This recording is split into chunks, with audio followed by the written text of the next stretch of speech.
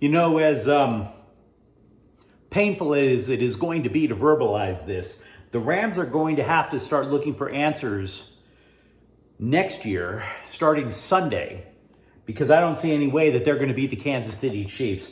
Hi, I'm James of Faithful Angelino Sports with a Rams preview. 3-7 Los Angeles versus the 8-2 Chiefs. Now, if you enjoy talking Rams football, don't forget to subscribe to the channel. We do talk about the defending champs here virtually every day, frankly.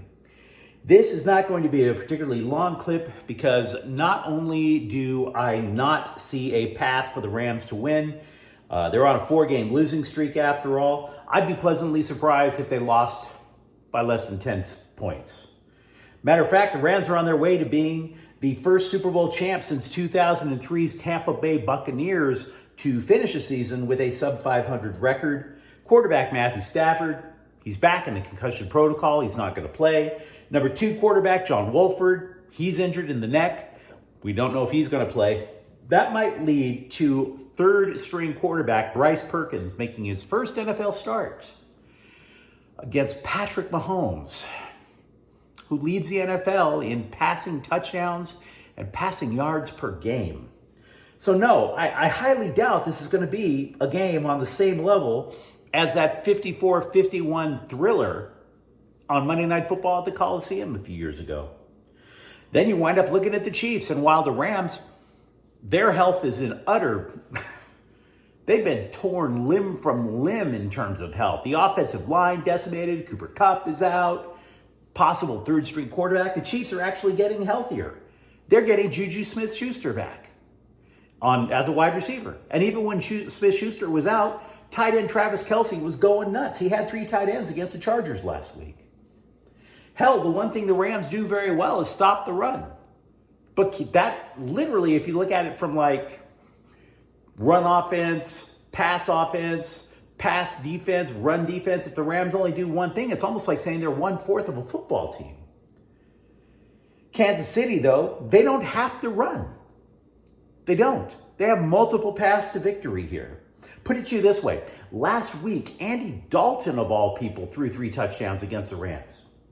So what would constitute a moral victory for LA, aside from keeping the score close? Well, for one, I want to know who's going to run the ball for the Rams next year. Is it Cam Akers or is it Kyren Williams? Now, if you recall, Akers was supposed to be this dual threat, a receiver as well as a running back. They were just going to drop him in there, line him up anywhere, and just watch the chains just move down the field.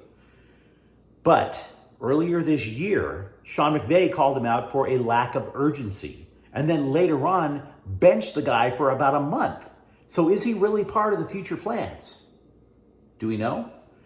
And what about Kyren Williams? Now, Williams may not be as elusive as Akers. He looks like a traditional power back from what I've seen. But can he catch the ball? Can either one of them fight to move the chains behind a very porous offensive line? I would recommend that either one of them fight like hell for it, because if the one who wins this battle gets a lot of touches, theoretically gets a lot of yards, and can be part of a Rams rebound next year. Possibly get a good contract as well. You never know in the NFL. Now, as a side note, you might be asking yourself, well, James, why can't they find answers out about the offensive line? But the only prospect that the Rams had there was Logan Bruss. Bruss got injured before the season started. He's been out for the entire year. He's not coming back.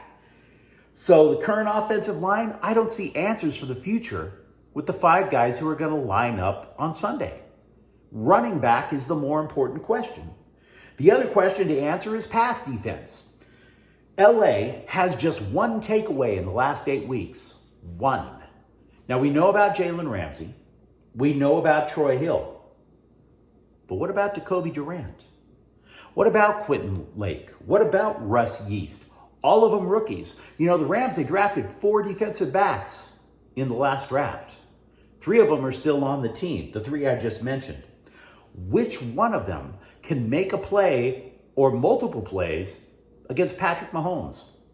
Could either one of them guard a tight end, like a Travis Kelce? Can either one of them stop a Juju Smith-Schuster or limit a Juju Smith-Schuster? We are going to need answers for for 2023. If this game can give us intel, if this game could possibly go as far as to answer those questions, then the 2023 Rams are already off to a good start. But no, I don't think for a second that they're going to win. Everything would have to go wrong for the Chiefs in order for that to happen. So if you enjoyed this clip and if you enjoyed talking about the Rams, let me know what you think in the comments thread about this game. And don't forget to subscribe to the channel. We talk Rams football here. Thank you for watching. I'm James. Faithful Angelinos is a Kian Corte El Queso production. Take care.